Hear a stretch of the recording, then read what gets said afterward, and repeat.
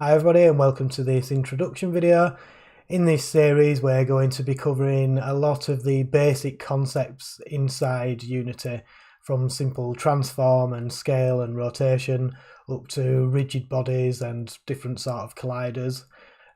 Once we've completed this series, should have a really good understanding of Unity and the basic processes inside there.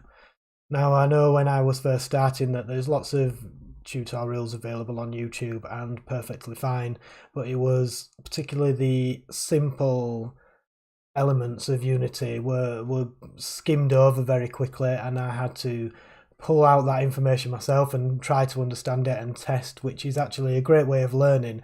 But I thought it would be extremely handy if somebody at the start, when I first started learning Unity, could explain simple things like what is a game object, how do you attach a script to a game object and call it through C# and get it to do something on the screen.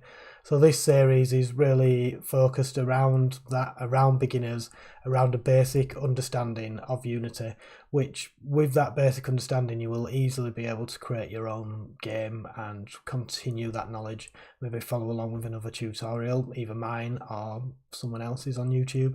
So I hope you can join me and let's get started.